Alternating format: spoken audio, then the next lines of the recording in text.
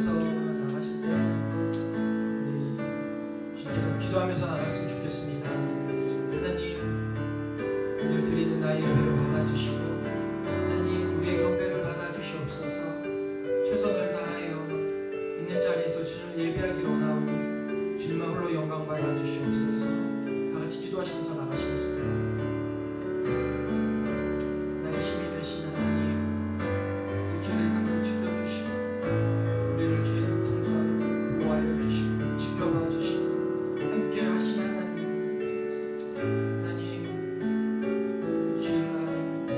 주를 예배하기로 원하는 모든 영혼들마다 하나님을 예배하는 영혼들 전심을 다해 주를 예배하게 하여 주시고 하나님, 우리 예배 가운데 주께서 임재하여 주시옵소서.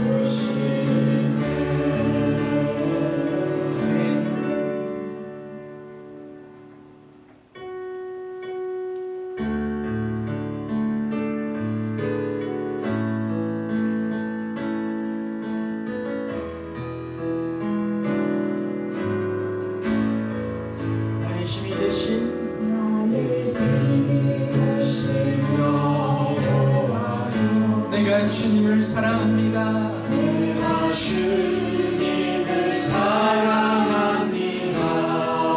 주는 나의 반석이시며 나의 반석이시며 나의 요새시며 주는 나를 건지시네.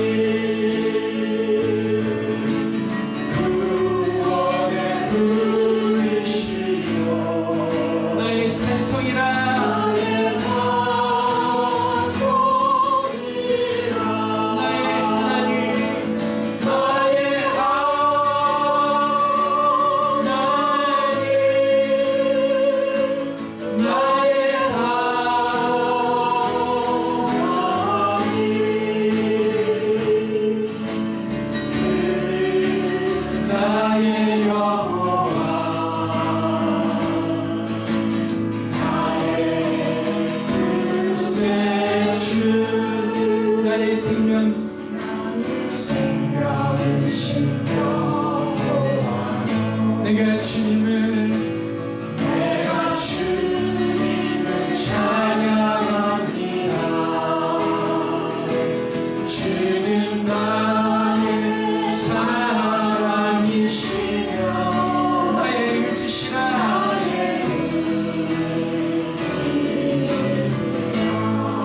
주는 나를 이끄시며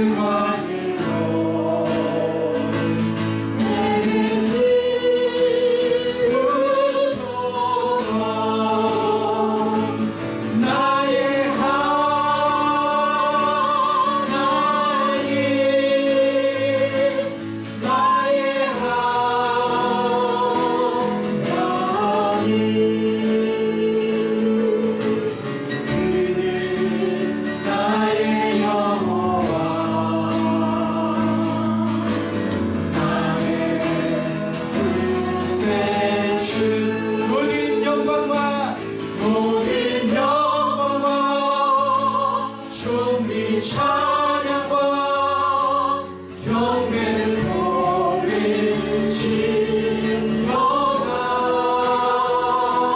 모든 영광과 존귀 찬양과 경배를 돌리시려다.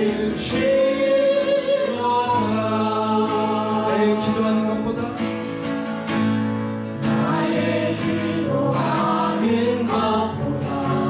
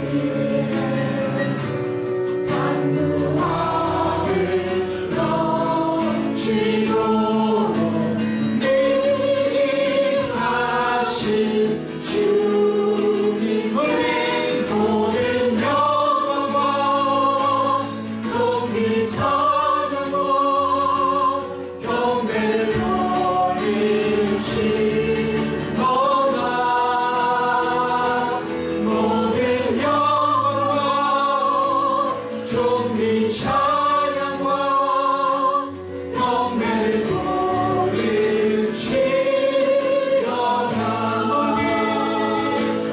모든 영광과 존귀 찬양과 경배를 돌릴지어다. 모든 영광과 존귀 찬양과 경배를 돌릴지어다.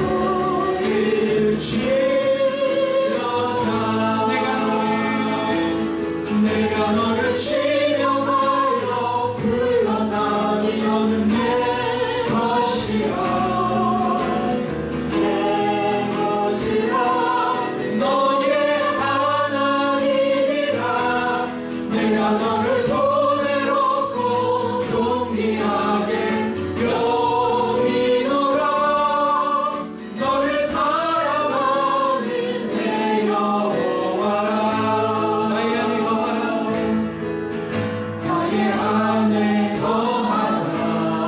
나의 내 하나님이니 오늘 날 만나는데 너를 지키는 자라. 두려워하지 말라. 두려워하지 말라. 내가 널 도와주니 놀라지 말라.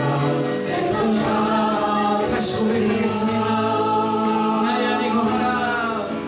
나의 안에 거하라. 나는 내 내 하나님 모든 환난 가운데 오늘 환난 가운데 너를 지키는 자라. 두려워하지 말라. 내가 널 도와주니 놀라지 말라. 내 손 잡아주리라. 내가 너를 지명하여 불러나니 너는 내 것이라. 내 것이라. 내 것이라. 너의 하나님이라. 내가 너를 보배롭고 존귀하게 여기노라. 너를 사랑하는 내 여호와라. 내가 너를 지명하여 불러나니 너는 내 것이라. 내 것이라. 너의 하나님이라. 내가 너를 보배롭고 존귀하게 여기노라. 너를 사랑하는 내 여호와라. 내가 너를 지명하여 불러나니 너는 내 것이라. 내 것이라. 너의 하나님이라. 내가 너를 보배롭고 존귀하게 여기노라. 너를 사랑하는 내 여호와라. 내가 너를 지명하여 내가 너를 지명하여 불러나니 너는 내 것이라. 내 것이라. 너의 하나님이라. 내가 너를 보배롭고 존귀하게 여기노라. 너를 사랑하는 내 눈을 감고 다시 한번 부르겠습니다. 내가 너를 지명하여 내가 너를 지명하여 불러나니 너는 내 것이라. 내 것이라. 내 것이라. 너의 하나님이라. 너의 하나님이라. 내가 너를 보배롭고 내가 너를 보배롭고 존귀하게 여기노라.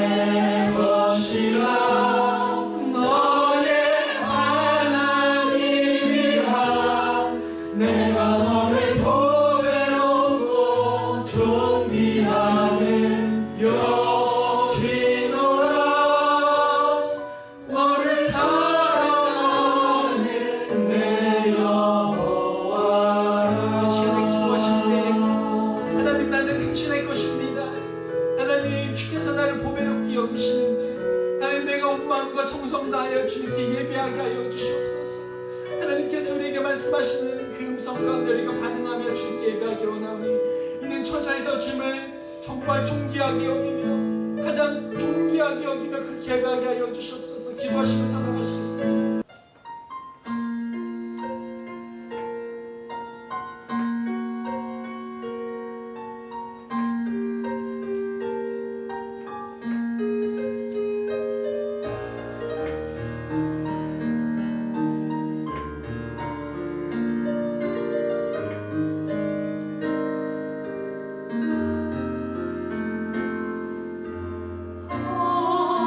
하나님 나의 아버지 나의 기도 들으소서 주께 엎드려 간절히 기도합니다.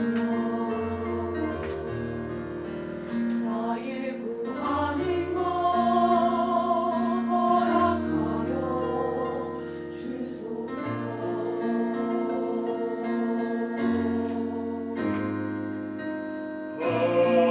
하나님 나의 아버지 나의 기도 들어주시옵소서. 나의 구하는 것 모두 허락해 주셨네.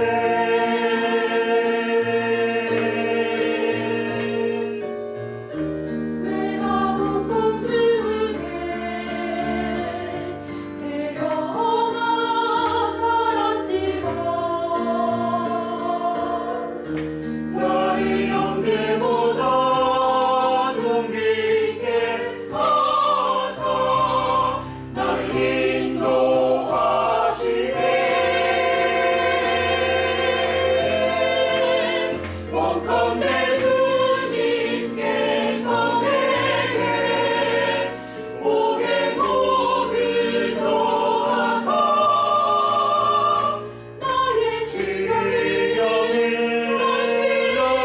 널리시고 나를 인도하소서. 주의 손으로 날 구하사 환난에서 벗어나 근심이 없게 하사 구원하여 주소서. 나의 주 하나님 하나님 나의 주님.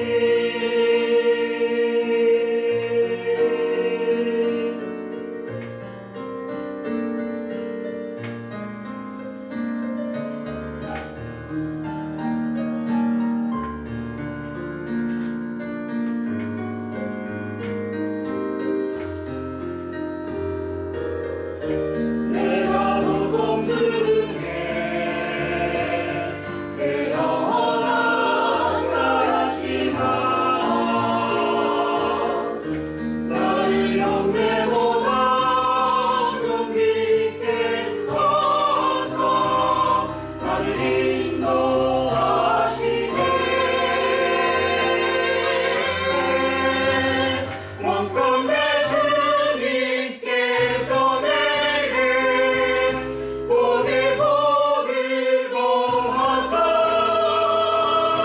나의 질병을 날 세우시고 나를 인도하소서.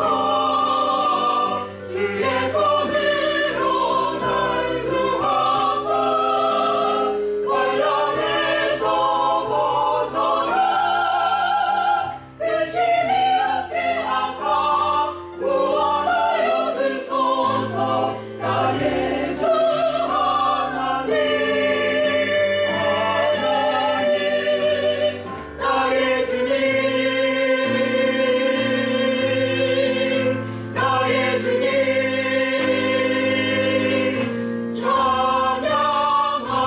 찬양하사.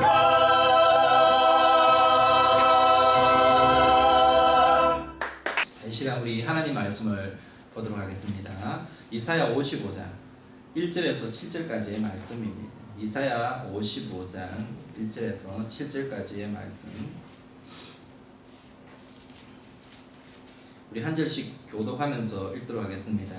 오호라 너희 모든 목마른 자들아 물로 나오라. 돈 없는 자도 오라. 너희는 와서 사 먹되 돈 없이 값 없이 와서 포도주와 젖을 사라.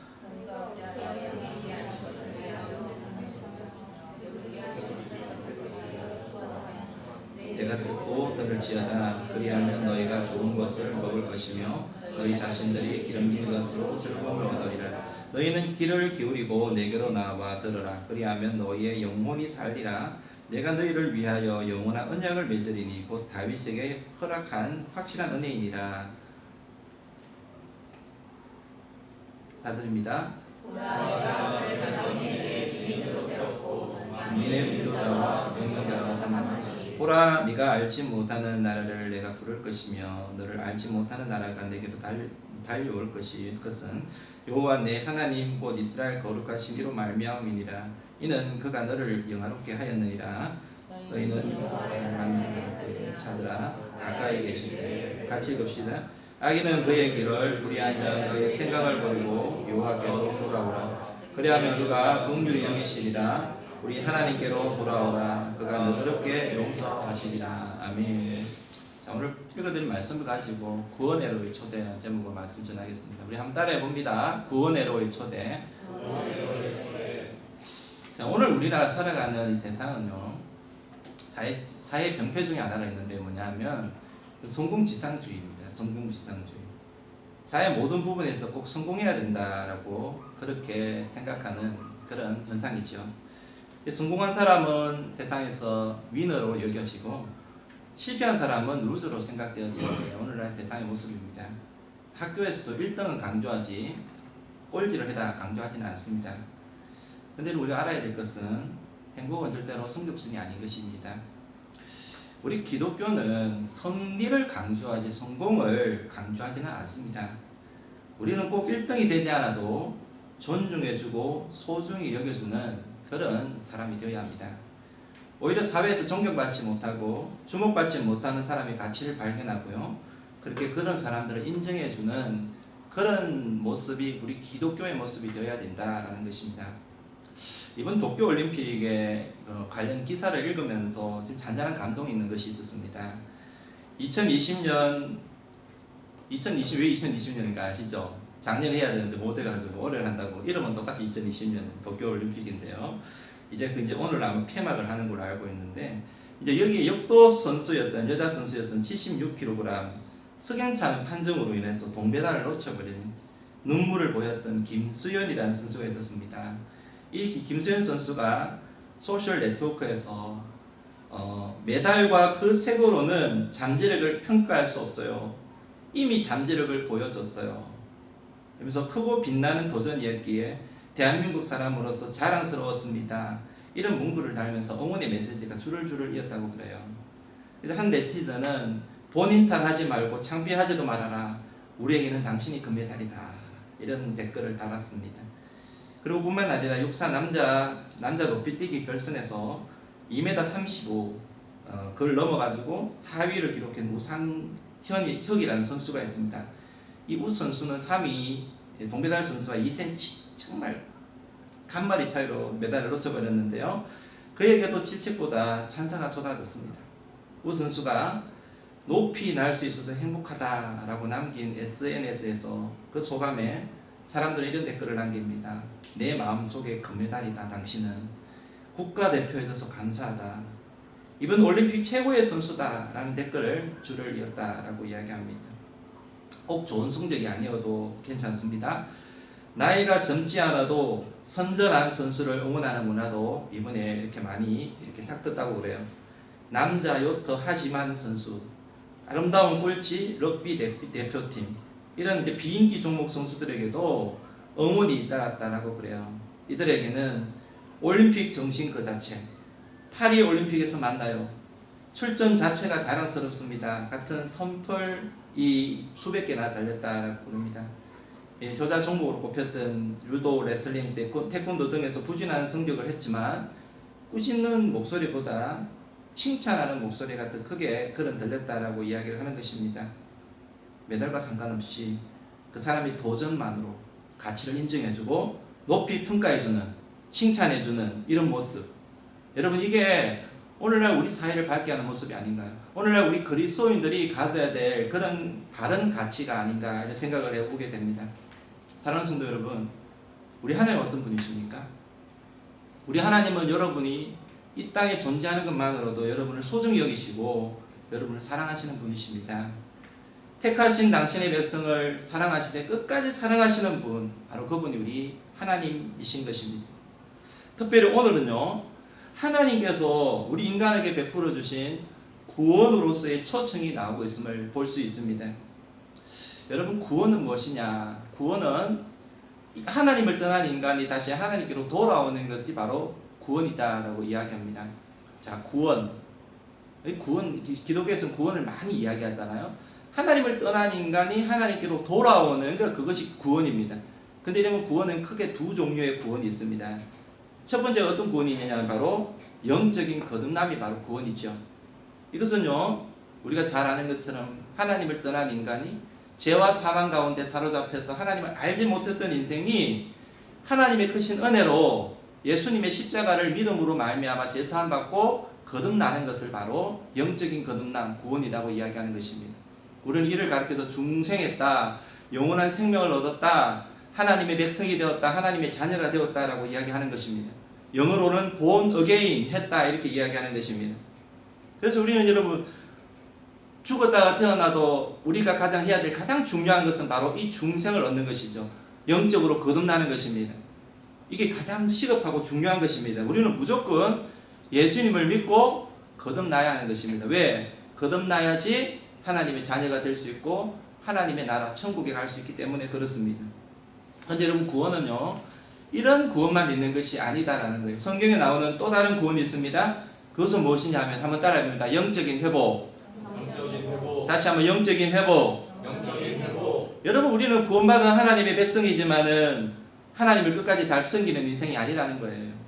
우리가 살아가면서 하나님 말씀에 불순종하고요, 하나님을 떠나서 죄 가운데 놓여있을 때가 있다라는 것입니다. 탕자와 같이 하나님의 품을 떠나서 죄 가운데 놓여있을 때가 있다는 것입니다.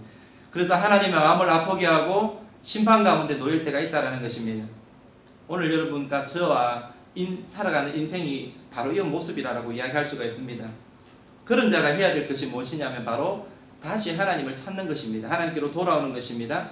그래서 영적으로 다시 소생하고 회복을 경험하는 것, 그것이 바로 또 다른 두 번째 구원이다라는 것이죠. 이사야서가 지금 이야기하고 있는 구원이 바로 이 구원이다라고 이야기할 수 있습니다. 지금 바벨론의 포로로 잡혀갔어. 하나님을 떠나 바벨론으로 포로로 잡혀간 이스라엘 백성들에게 필요한 것이 있다면 바로 하나님을 다시 찾고 하나님께로 돌아오는 구원이다라는 것이죠. 자, 그러면 어떤 자가 이 하나님의 구원을 받을 수가 있는 것일까요? 성공한 사람, 잘난 사람, 1등 인생, 여러분 그런 인생만이 구원을 경험할 수 있는 것이냐? 아니다라는 것입니다. 구원은 누구에게나 열려 있습니다. 목마른 인생, 돈 없는 인생이라고 할지라도 하나님을 필요로 하고 하나님을 찾는 자에게 열려 있는 것이 바로 구원이다라는 것입니다. 자, 오늘 본문 1절 말씀을 우리 같이 한번 읽어보도록 합니다. 1절 말씀입니다. 오호라, 너희 모든 목마른 자들아 물로 나오라. 돈 없는 자도 오라. 너희는 와서 사 먹되 돈 없이 값 없이 와서 포도주와 젖을 사라. 자, 본문을 보니까 하나님께서 지금 어떤 사람을 초청하고 있느냐 하면 목마른 사람을 초청하고 있습니다. 너희 목마른 자들아 물로 나오라. 인생의 목마름을 가진 인생을 향해서 하나님께로 나오라라는 것입니다. 여러분, 우리가 목마른 자가 하나님께 나아가게 되면 하나님께서는 우리에게 목마르지 아니하는, 영원히 목마르지 않는 생수를 우리에게 주겠다라고 이야기하고 계십니다. 그래서 사람마다 누구나 이 목마름이 있죠. 육적인 목마름이 있고 영적인 목마름이 있습니다. 직장 다니시는 분들은 정말 좀 안정된 직장을 가지고 싶은 마음이 있을 거고요. 좀 편한 직장을 가지고 싶은 마음도 있을 거고, 그리고 또 행복한 가정, 평안한 노후 이런 것들을 바라는 사람들이 있을 것입니다. 또 어떤 사람은 좀 더 연봉이 많이 주는 그런 어떤 갈급함이 있을 거라고 생각합니다. 부인들 같은 경우도 그런 갈증이 있지 않습니까? 좀 더 예뻐지고 싶고, 좀 더 건강한 피부를 가지고 싶고, 남편이 좀 더 돈을 잘 벌어줘서 좀 다른 사람처럼 좀 더 누리고 살고 싶은 그런 어떤 갈급함이 있지 않겠습니까? 그런 세상적인 일반적인 그런 목마름들이 누구나 있습니다. 아닌 것처럼 보이지만은 여러분 마음속에는 그런 갈급함이 있지 않습니까?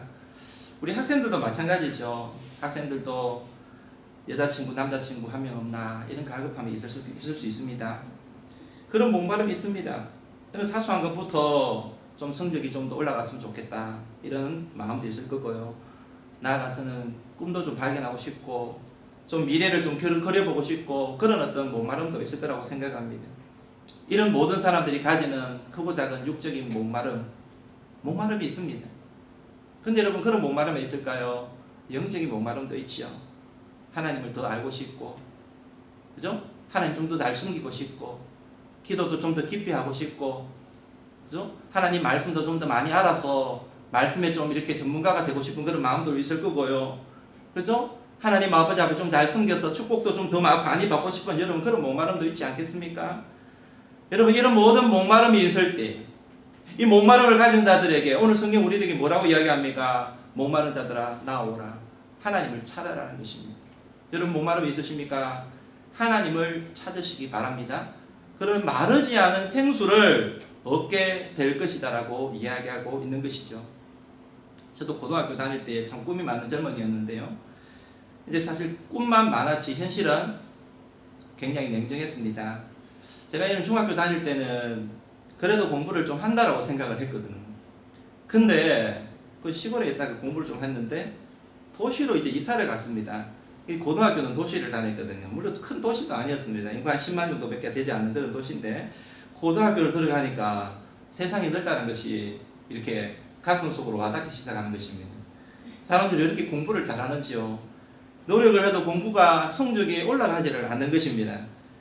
그래서 생각했습니다. 나는 공부 체질이 아닌가. 나는 공부를 해도 이렇게 성적이 잘 오르지 않는 게 공부 체질이 아니구나. 이런 생각을 했었습니다. 그래도 여러분 어떡합니까? 대학은 들어가야 되는데 그 당시에는 대학을 들어가지 않으면은 뭔가가 좀 안 되는 것 같은 그런 어떤 분위기였습니다. 대학을 들어가야지 내가 뭔가를 하고 싶은 것을 좀 더 이룰 수 있는 그런 어떤 분위기였습니다. 공부를 하기는 해야 되는 거예요. 진로를 선택해야 되고 대학도 들어가야 되고. 그래서 공부는 사실 여러분 뭐 열심히 했지만은 근데 뭘 해야 될까 어떻게 해야 될까 굉장히 마음속에 답답함이 있었던 것을 생각하게 됩니다. 그래서 그때 이제 고등학교 진로를 결정해야 될 고등학교 한 1학년, 2학년 정도 나이에 기도를 하기 시작했습니다.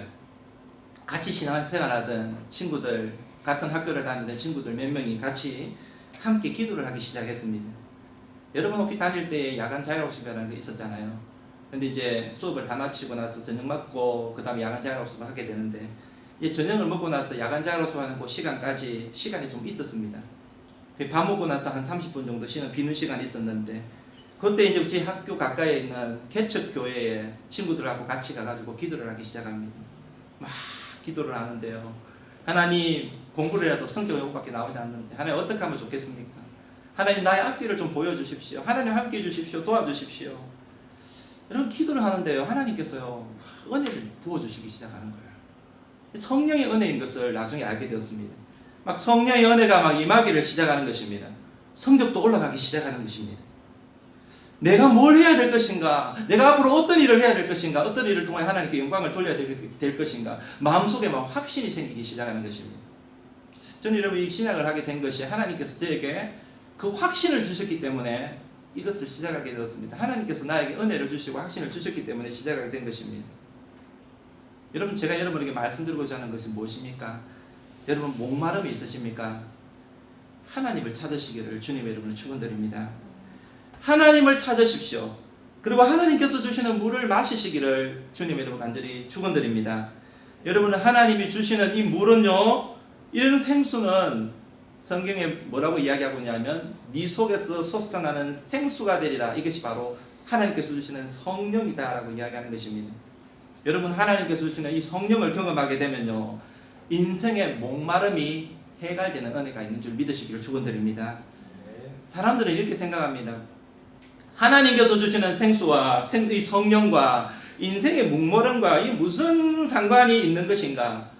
인생의 목마름이 있는데 하나님께 나와서 생수를 받는 것과 이게 무슨 상관관계가 있는 것인가? 이렇게 생각을 할 수 있습니다. 직장이 필요하면은 좋은 직장을 찾아서 노력해야지. 얻으려고 노력을 해야지. 여자친구가 필요하면은 여친을 얻는 것이 그게 목마름을 해결하는 것이지. 인생의 목마름과 성령의 생수와 무슨 상관이 있는 것인가? 물론 여러분, 우리가 원하는 것, 육적인 필요한 것을 여러분 구하여서 얻는 것, 여러분 그것은요, 그것도 사실 만족은 가지게 됩니다. 근데 순간적인 만족, 이 세상에 누리는 그 무엇을 갈급해서 그것을 얻는 것은 순간적인 만족은 줄 수 있을지 모르지만은 근본적인 목마름을 해소하시는 것이 아니에요. 여러분, 우리 인생의 모든 것이 다 그렇습니다. 인생의 근원적인 이 목마름을 해결할 수 있는 것은요, 이 목마름을 한꺼번에 해결할 수 있는 것이 있다면 그것은 무엇이냐? 바로 하나님께서 주시는 성령을 경험하게 될 때에 인생의 목마름을 해결할 수 있는 것입니다. 믿으시기를 축복합니다. 저는요, 빌 게이츠를 참 저는 이제 존경하고 그렇습니다. 존경했습니다. 참 저런 삶을 참 멋지다, 멋진 삶을 살아가는구나. 중국인들이, 젊은 사람들이 가장 존경하는 사람이 압도적으로 빌 게이츠라는 것을 이제 알고 계시죠. 저런 사람도 참 나쁜 삶이 아니구나. 참 우리 자녀들도 저런 삶을 살도록 좀 이렇게 교육을 하면 좋겠다, 이런 생각을 했었습니다. 세계 최고의 부자가 되었습니다. 가진 재산의 99%를 사회에 환원한다라고 이야기를 했습니다. 환원할 뿐만 아니라 재단을 만들어서 전 세계에 소외되어 있는 사람들을 봉사하고 그들을 돕고 하는 그 사역들을 계속해서 해나갔던, 그래서 여러분 많은 젊은이들이 이거를 존경합니다. 나도 성공하면 저런 사람이 되어야 되리라.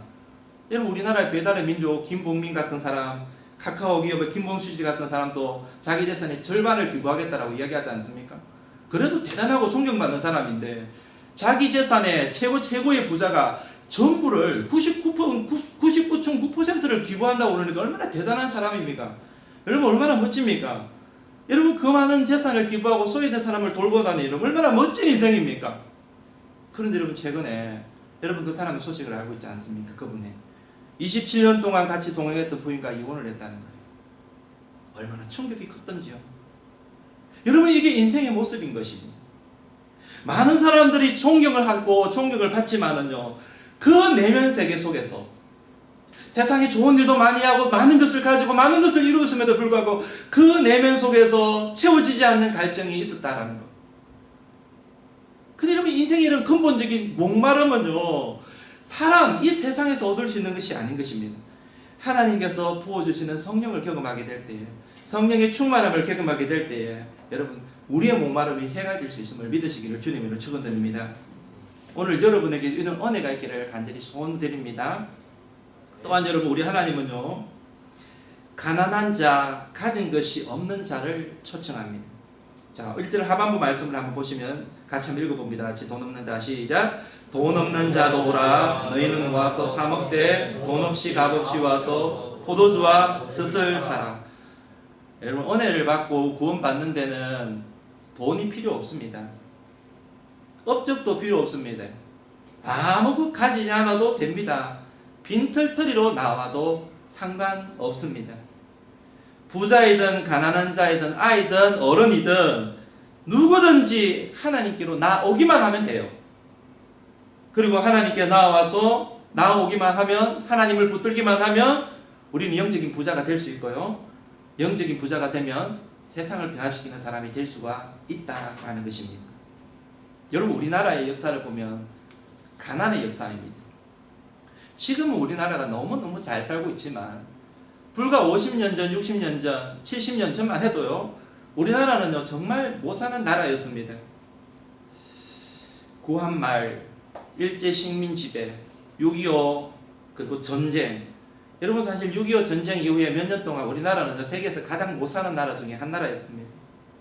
그런데 우리나라가 아무것도 없었지만 우리나라 선조들이 복음을 듣고 그 복음 붙들고 하나님을 찾았습니다. 하나님을 간절히 찾았습니다. 여러분, 하나님을 얼마나 간절히 찾았는지 아십니까? 새벽에도 하나님을 찾고요, 밤을 새워가면서 하나님을 찾고요, 날마다 하나님을 찾았습니다. 이런 그렇지 않습니까? 우리 대한민국 사람은요, 한번 맞다라고 생각하면요, 그걸 끝까지 하는 그런 이 DNA가 있습니다. 예수님을 믿어도요, 이게 맞다고 생각하면 그걸 끝까지 하는 DNA가 있습니다. 그래서 여러분, 새벽 기도가 맞다고 생각하면 새벽 기도를 끝까지 하는 DNA가 있는 거예요. 그래서 뭐가 생기냐면 새벽 기도회가 생겼습니다. 금요철야를 하면, 금요철야, 예수님께서 금요철야를 하셨는데, 그거라고 생각하면은요, 끝까지 하는 경향이 있는 거예요. 그래서 설야 예배가 생긴 것입니다. 여러분, 얼마나 열심히 하나님을 찾았는지요. 여러분, 이게 얼마나 좋은 전통인지요. 하나님을 간절히 찾았더니, 여러분, 우리나라가 채 50년, 반백년도 되기 전에 우리나라가 여러분 세계 무대에서 얼마나 타고난 나라로 하나님께서 축복을 해주셨는지 모릅니다.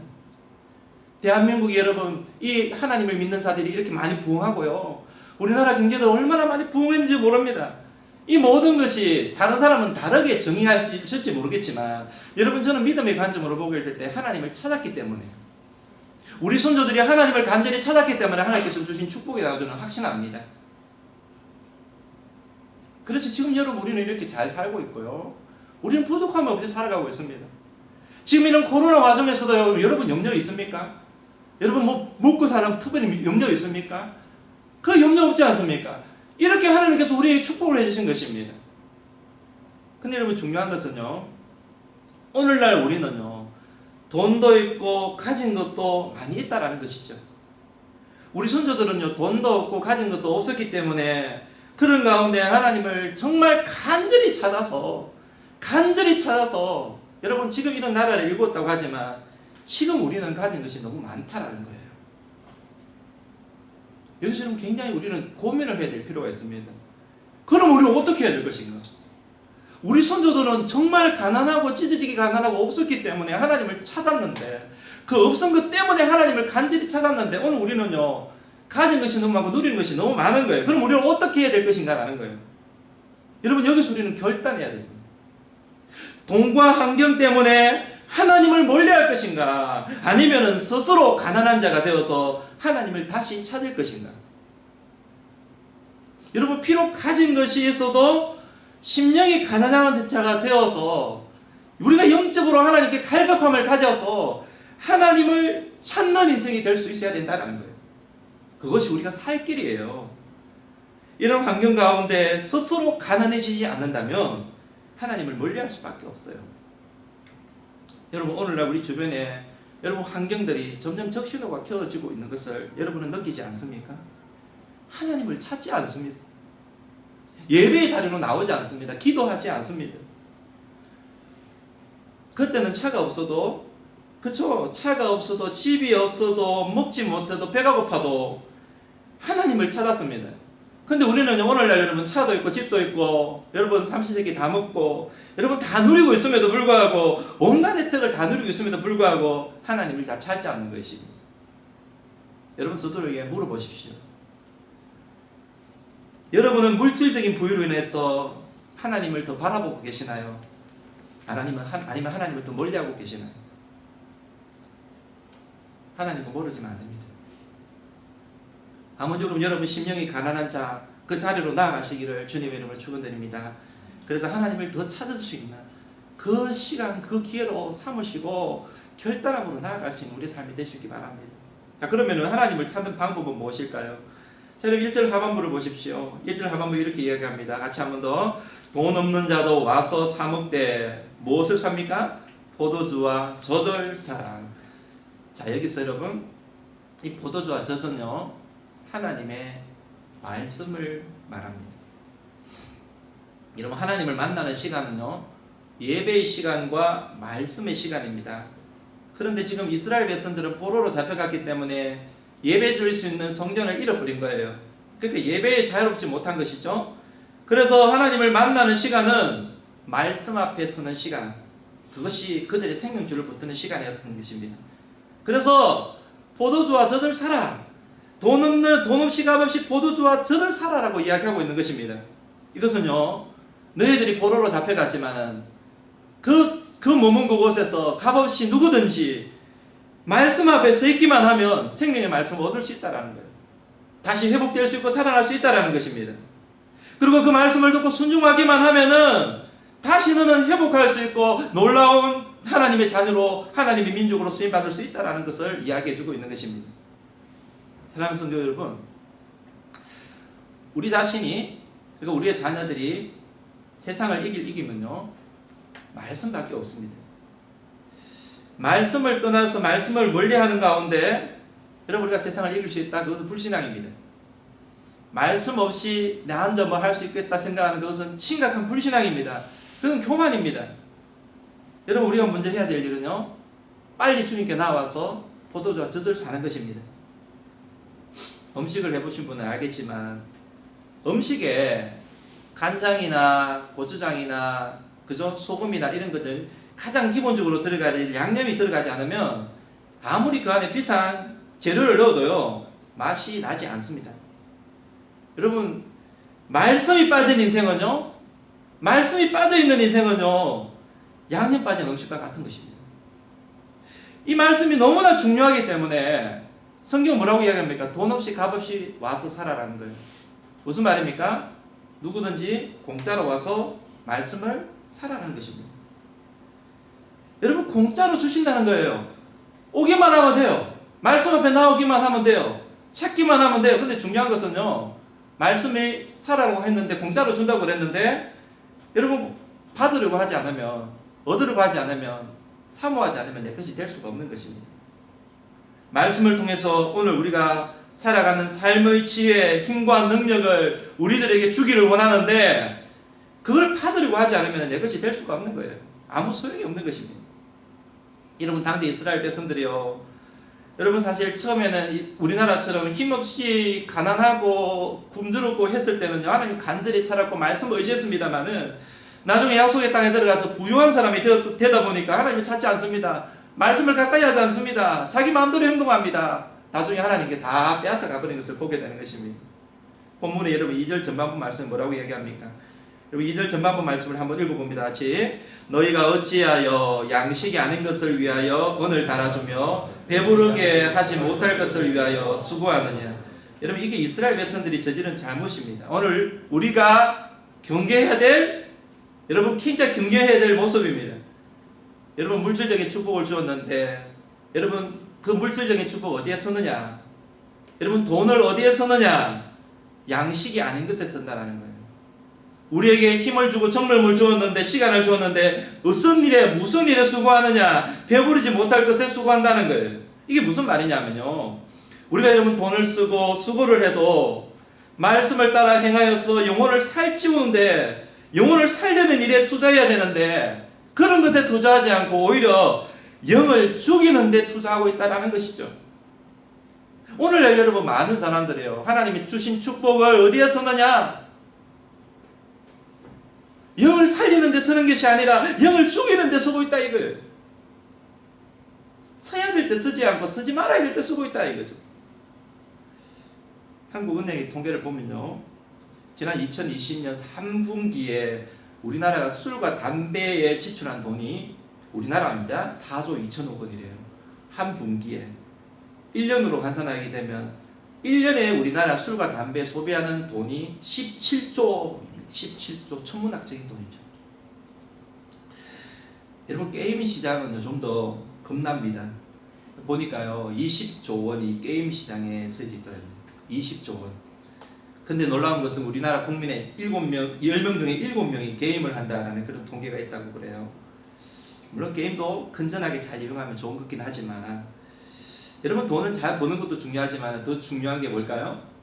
돈을 잘 쓰는 것입니다. 그렇잖아요. 우리 어른들은요, 돈을 지혜롭게 잘 벌어야 되지만 잘 쓰는 것도 여러분 우리가 잘 배워야 되고요, 우리 자녀들에게도 돈을 어떻게 써야 될 것인가를 잘 가르칠 수가 있어야 합니다. 여러분, 성경이 말하는 가장 기본적인 원칙은요, 영을 살리는 일에 돈을 쓰고 수고하라는 것이죠. 그러기 위해서는요, 우리는 날마다 하나님께 나와서 그분의 말씀에 귀를 기울일 수 있어야 됩니다. 우리의 영이 살고 죽지 않기 위해서는요, 그분의 말씀을 들어야 합니다. 말씀대로 행해야 됩니다. 자, 이번 2절 하반부 말씀을 이렇게 이야기하죠. 읽어봅니다. 같이 시작. 내게 듣고 들을지어다. 그리하면 너희가 좋은 것을 먹을 것이며 너희 자신들이 기름진 것으로 즐거움을 얻으리라. 3절 말씀에도 너희는 귀를 기울이고 내게로 나와 들으라. 그리하면 너희의 영혼이 살리라. 내가 너희를 위하여 영원한 언약을 맺으리니 곧 다윗에게 허락한 확실한 은혜이니라. 자, 여기서 여러분 나오는 단어에 주목하십시오. 여러분 반복적으로 나오는 단어가 뭐냐면 내게 들으라는 단어입니다. 이게 오늘 우리가 살 길입니다. 세상은 끊임없이 우리를 유혹하죠. 술과 담배로 유혹하고 게임으로 우리 자녀들 유혹하고요. 이런 그런 것뿐이겠습니까? 돈으로도 유혹하고 성적으로도 유혹하고. 아무리 여러분 세상은요, 세속적인 것들이 우리 곁에 딱 와 있습니다. 우리의 가정에요 와 있고요, 스마트폰에 이미 들어와 있습니다. 여러분 스마트폰이 우리를 굉장히 많이 유혹하는 거 알고 계시죠? 여러분 이미 우리 삶 속에 들어와 있습니다. 우리 직장 동료들과 함께 있고요, 우리 가정에도 들어와 있습니다. 어디 보면 우리 신앙생활 하고 있는 우리 교회 안에도 들어와 있습니다. 안전지대는 없습니다. 여러분 이러한 때에 여러분 세속화의 물결이 이렇게 우리를 여러분 가까이에서 우리를 유혹하고 넘어뜨리고 하는 이런 때에 우리가 살고 죽지 않는 비결이 있는데 그게 무엇이냐면 바로 하나님의 말씀을 듣는 것입니다. 특별히 2절을 보게 되면 듣고 들으라. 그리하면 너희가 좋은 것을 먹을 것이며 너희 자신들이 기름진 것으로 즐거움을 얻을 것이다. 여러분 하나님 말씀을 듣고 들으시기 바랍니다. 가볍게 듣지 마세요. 말씀을 가볍게 듣지 마세요. 그냥 한쪽 귀로 듣고 한쪽 귀로 흘려버리는 그런 인생이 되지 마세요. 듣고 들으라는 것은요, 또 말씀을 곱씹을 하는 거예요. 똑같은 말씀도 여러분 그 말씀이 내 뜻이 되는 것과 그 말씀이 그냥 머릿속으로 그냥 이해하고 끝나고 마는 것은 다른 것입니다. 여러분 한 번 들었다고 해서 교만하지 마십시오. 여러분이 완전히 이해하는 거 아닙니다. 똑같은 설교를 들으라도 여러분 그 말씀을 여러분 교만함으로 듣지 마십시오. 다시 들으면 또다시 은혜가 됩니다. 여러분 그 말씀을 마음속에 새기십시오. 듣고 들으라고 이야기하는 것입니다. 여러분 말씀이 우리를 살리는 것입니다. 좋은 것, 즐거운 것은요, 말씀을 통해서 오는 거예요. 말씀을 통하지 아니하면 여러분 그것은 우리를 병들게 하는, 여러분 그런 우리의 인생을 병들게 하는 그런 요소들 우리 주변에 그렇게 많이 포진해서 살아가고 있는데, 그것을 헤쳐나가기 위해서는 우리가 말씀의 사람이 되어서 말씀의 금을 가지고요 세상을 살아갈 때 헤쳐나갈 수가 있다 이거예요. 그래서 3절 말씀을 한번 보십시오. 같이 읽어봅니다. 너희는 귀를 기울이고 내게로 나와 들으라. 여기서 보면 보십시오. 여기서 보면 또 나오지 않습니까? 내게로 나와 들으라. 귀를 기울이고 내게로 들으라. 그리하면 너희 영혼이 살리라. 내가 너희를 위하여 영원한 언약을 맺으리니 곧 다윗에게 허락한 확실한 은혜이니라. 여러분 다윗에게 약속한 은혜, 그게 뭡니까? 내게 듣고 말씀을 듣고 행하기만 하면은, 다윗에게 하나님 그러지 않습니까? 내가 너에게 한 그 말을 지켜 행하기만 하면은 내 왕위가 자자손손 영원히 끊이지 않을 것이다. 그게 다윗에게 한 하나님의 언약입니다. 사랑하는 여러분, 우리도 마찬가지 아닙니까? 여러분 자식 잘 되기 바라시죠? 아멘? 여러분 우리 온라인 예배를 드리는 여러분 대답하십시오. 여러분 자식 잘 되기 바라시죠? 부모님 우리는요 자식이 잘 되는 게 가장 큰 행복 중에 하나 아닙니까?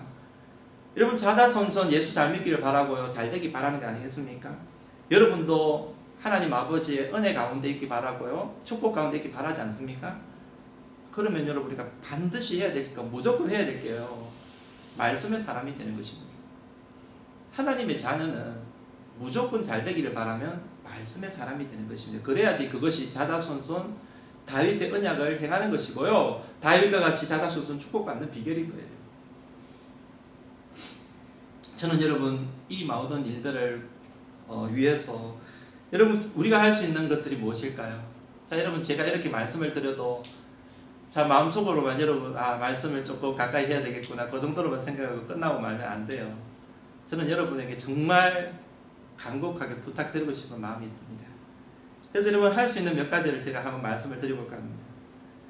여러분 말씀을 정말 귀하게 여긴다면, 몸된 주님의 교회에 여러분이 속해 있다면 교회에서 하는 말씀 프로그램은 무조건 참여한다는 그런 마음을, 자세가 필요합니다.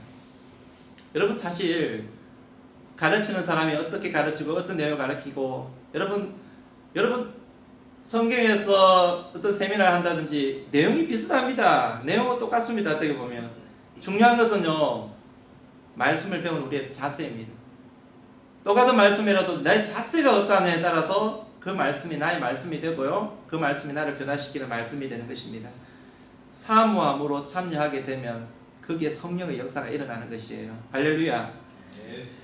수요 여러분 기도회 때 우리가 고린도전서를 강의를 하고 있는데요, 고린도전서를 한번 이참에 내가 한번 떼어보리라, 한번 배워보리라는 그 마음을 자세를 가지고 한번 참석해 보십시오. 고린도전서를 통하여서 여러분이 하나님의 은혜를 경험하게 될 것입니다. 그리고 여러분 새벽기도 지금 많이 참석하면 한 8명, 9명 정도 오는데요, 여러분 새벽기도는 여러분 큐티를 돕기 위해서 성경을 풀어주는 시간입니다. 여러분 매일 새벽에 풀어주는 그 말씀을 한번 들어보십시오. 여러분 그것이 여러분의 영혼을 살찌우는 것이고요, 여러분에게 하나님의 생명의 말씀이 전해지는 그런 시간입니다. 여러분 개인 큐티 여러분 잘 모르면 배워서라도 한번 해보시기를 권면드립니다. 지금 여러분 중고등부가 큐티하는 중고등부로 한번 만들어보자라는 의미에서 지금 우리가 중고등부 큐티 세미나를 하고 있습니다. 여러분 오늘 우리가 있는데 혹시 여러분들이 큐티에 대한 관심이 있으시면요, 여러분 주저하지 마시고 들어오시면 됩니다. 똑같은 줌 프로그램으로 1시 반에 들어오시면 들을 수가 있을 것입니다. 그리고 여러분 토요일 가정 예배 토가 시간, 여러분 일주일에 한 번 가정이 말씀 앞에 나아가서 여러분 하나님 아버지의 말씀을 대하면서 하나님께 한번 올려드리는 그 시간을 만들어 보시기 바랍니다. 저는 여러분이 하나님의 말씀과 함께 자녀들과 함께 하나님의 말씀, 이 말씀을 같이 가까이 하는 그런 시간들을 꼭 가져보시기를 권면드립니다. 처음에는 물론 좀 힘들죠. 하지만요, 힘들기는 하지만 시간이 지나가다 보면 그게 2번이 되고 3번이 되고 반복되다 보면요, 나중에 루틴이 되고 습관이 됩니다. 여러분 거기서 하나님의 은혜가 있는 것입니다. 한번 해보시면 좋겠습니다.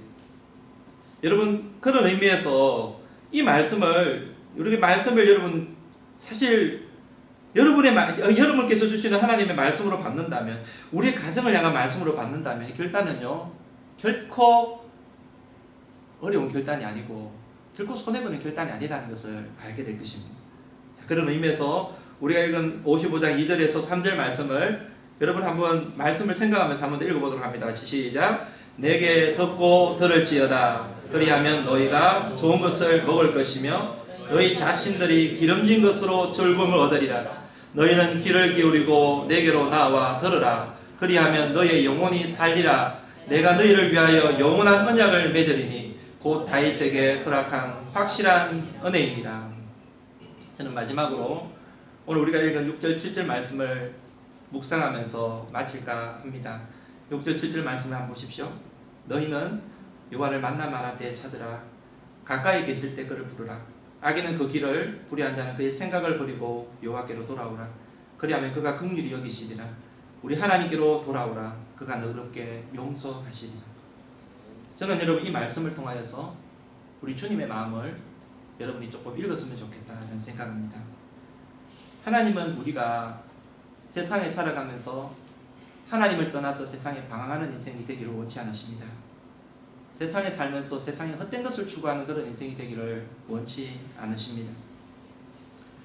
근데 보면 코로나라는 이 현상은요, 하나님께서 차단하고 계시는 것인지도 모릅니다. 왜 그럴까요? 세상을 향해 하나님께서는 모든 것을 막으시고 세상에서 방황하고 하나님 떠나서 살아가는 인생에게 세상의 것을 막으시고 하나님을 다시 찾아가는 하나님의 메시지가 거기에 있는 것이 아닌가 생각합니다. 이전에 즐기던 것 그것을 좀 멈추고 이제는 하나님을 다시 찾아라. 하나님 말씀의 자리로 다시 나오라. 그런 하나님의 사인인지 모릅니다. 그런데 어떤 사람들은 깨닫고 하나님을 찾는 사람이 있습니다. 반면에 어떤 사람은 이런 환경 가운데 놓여 있음에도 불구하고 여러분 길을 서면서 또 세상을 향해 나아가려고 하는 사람이 있습니다. 여러분 그것은 하나님 원하는 모습이 아니죠. 그것은 하나님 마음을 두 번이나 아프게 하는 모습이 아닐까 생각합니다. 사랑하는 여러분, 저는 오늘 이 말씀을 들으면서 너희는 여호와를 만날 만할 때에 찾으라. 가까이 계실 때에 그를 부르라. 악인은 그의 길을 버리고 불의한 자는 그 생각을 버리고 주께로 나오라. 세상에 우리가 가졌던 잘못 형성했던 우리의 죄된 모습들은 다 버리고 주님을 만날 만한 때예요. 말씀이 지금 하나님이 우리에게 베푸기를 원하시고 우리를 찾으시기 원하시고 말씀이 임하기를 원하시는데 말씀의 사람이 되기 원하시는데 여러분 우리는 그 만날 만한 이 시기에 가까이 계는 주님 우리 멀리 계시지 않고 가까이 계시는 이 시기에 우리 주님의 품에 안기면 그래서 우리의 신앙을 다시 회복하는 복된 그런 은혜가 우리의 삶 속에 있기를 주님의 이름으로 간절히 축복드립니다. 기도하겠습니다.